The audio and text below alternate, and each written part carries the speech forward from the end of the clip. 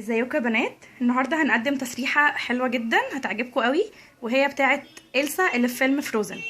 هنحتاج ان احنا في البدايه ناخد جزء صغير القصه بتاعتنا، عادي خصله صغيره قوي منها كده، وخصله تاني من الناحيه دي نفرقها من النص، وده كان نفس شكلها في الفيلم يعني. هنفرقهم كده ونيجي بعد القصه دي، هي خصله صغيره جدا ما نطلعش يعني قصه اكبر من كده. هناخد مربع من اول الشعر كده، مربع صغير نقسمه بايدينا ونقسمه لثلاث خصل، 3 اجزاء.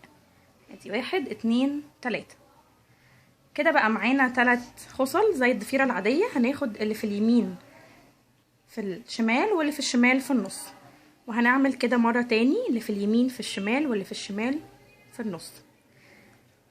هنقف عند الخطوة دي لحظة ونسحب جزء كده زي مستطيل صغير نضيفه للجزء اللي في اليمين. اهم حاجة وده سر التسريحة دي، انه احنا ما نكونش بنشد الشعر جامد واحنا بنعمل، ولا بنشد الضفيرة جامد. هنيجي برضو الناحية التانية ناخد جزء نضيفه للخصلة اللي في الشمال، وهنجيب اللي في اليمين في الشمال واللي في الشمال في النص. زي ما انتوا واخدين بالكم انا مش بحاول ان انا اشد الشعر على الاخر. هنعمل نفس الخطوة تاني، ناخد جزء من الشعر نضيفه للخصلة اللي في اليمين، وجزء من الشعر ده نضيفه للخصلة اللي في الشمال، وهنجيب اللي في اليمين في الشمال واللي في الشمال في النص، وهنكمل على نفس النمط.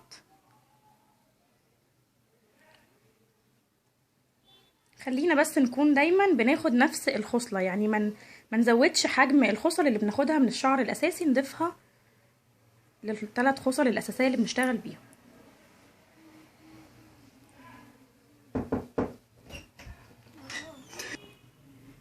هنبتدي تاني برضو ناخد من الخصلة اللي عندنا دي الجزء الاساسي ونضيفه للخصلة الاساسية، وناخد من الشعر الناحية التانية.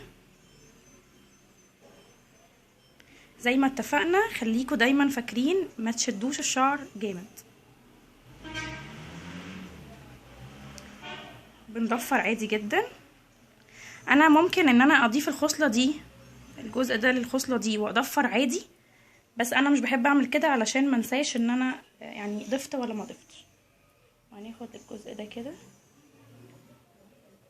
نضيفه للخصلة دي. يعني انا بحب اكون عارفة ان انا ضفت هنا على اليمين وعلى الشمال واضفر على طول، علشان كمان ما تلخبطش في التدفير، خصوصا لو انتي بتحاولي تعمليها لنفسك. هناخد جزء تاني، احنا تقريبا كده قربنا نخلص.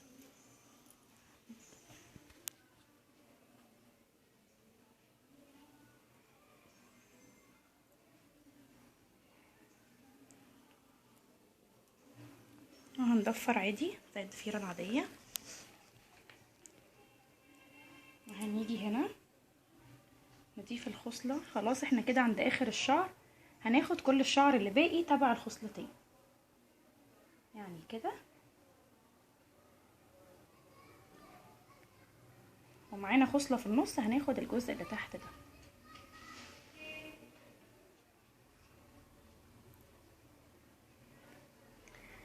اهي. اخر جزء في الشعر هضيفه هنا كده،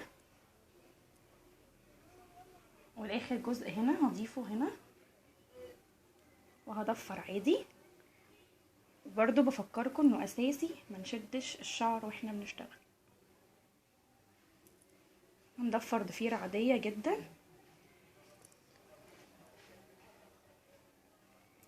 لغاية اخر الشعر.